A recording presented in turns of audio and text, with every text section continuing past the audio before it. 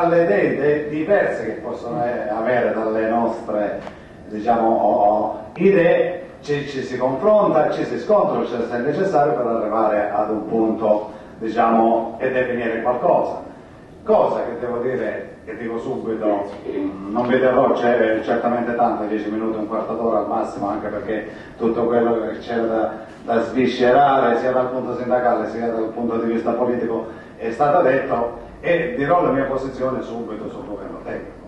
È un governo che non ci piace, non ci è mai piaciuto. Quando questo governo è arrivato e si è ventilato l'ipotesi del governo tecnico, insieme ai segretari confederali che saluto in questa stanza, abbiamo detto: oddio, altro governo tecnico. Abbiamo avuto esperienze già precedenti che non ci hanno dato niente di nuovo, figuriamoci questo. E a prescindere tutto si è dimostrato tale poi alla fine, ma si è dimostrato tale per una cosa semplicissima. Io ho seguito le proposte che l'onorevole Baretta faceva per cominciare a discutere. Benissimo, siamo pronti a discutere, per favore. Siamo pronti a vedere quello che di buono si può fare.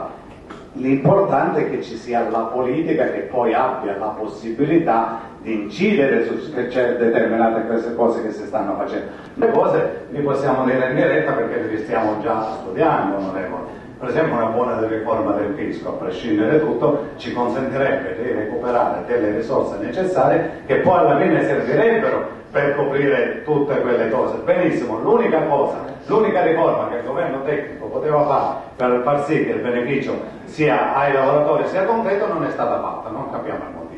E quindi per questo, diciamo, la politica che bisogna fare, non l'abbiamo capito, poi andremo a vedere come. Abbiamo fatto pure delle proposte su come andrebbe fatta alla riforma del fisco. Non siamo presuntuosi, perché noi quando ci presentiamo alla gente, diciamo, per noi è tutto modificabile, tutto è mandabile, l'importante è che ci convincano che quella situazione sia vera. E poi un'altra cosa, proprio per rivolgermi alla politica in genere, dove a capo di questi enti inutili, cioè i capi di questi enti inutili vengono nominati dalla politica. Possiamo fare qualcosa? Sarà una goccia in mezzo al mare? Benissimo, si incomincia con una goccia.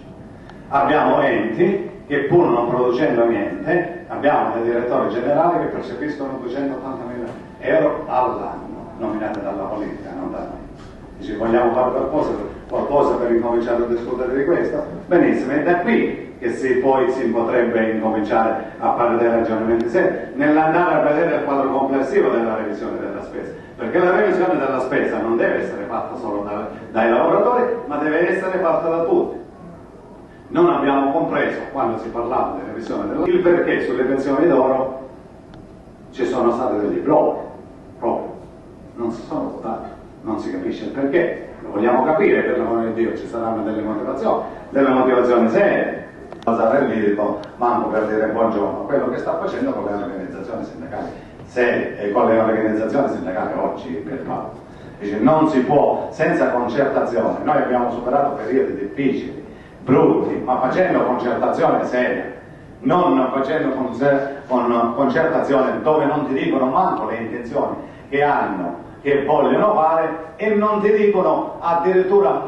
Queste sono poi le cose che bisogna andare a correggere prima di dire giustamente a noi l'organizzazione sindacale dovete poi rientrare in determinate cose complessive. Ecco, è un esempio, io non sono uno di quelli che mi scandalizzo o per il senatore o l'onorevole che fa percepire 14.000 euro o roba varia, assolutamente no. Io sono invece uno di quelli che dico che bisogna dare il giusto equilibrio per far sì che alcune cose non avvengano, quindi non parlo da questo punto di vista, però incominciare a far capire alla gente che c'è volontà e sacrifici di farli tutti, si può fare. E come si può fare? Con riducenti parlamentari. Noi abbiamo 1300, non vorrei sbagliarmi, 1300 parlamentari, mi risulta che in America ce ne siano 340, 350, quindi noi di solito amiamo prendere le cose che ci impongono dall'Europa, quelle poi che alla fine in Europa potrebbero essere pure trasferite in Italia senza problemi, non le prendiamo.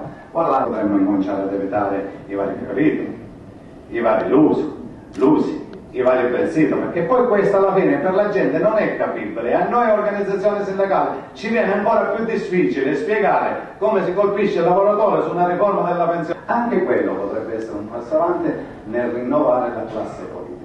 È una classe politica che conosciamo, ma conosciamo perché da 20 anni a sta parte ha prodotto questo risultato. Allora, io so che ci sono domande da fare, però colleghi, non possiamo trasformare un convegno in un'assemblea. Quello che è stato discusso qua sarà oggetto di approfondimenti nelle varie strutture. Noi ringraziamo gli ospiti per la loro cortese attenzione, presenza, per i loro contributi. Contiamo di rivederli ancora in una prossima occasione perché sul tema complessivo della previdenza, pur non accendendo grandi riflettori, però ci vorremmo confrontare per capire se le nostre idee sono così strappate o fine. Vi ringrazio ancora, auguro a tutti buon lavoro e buon ritorno a casa.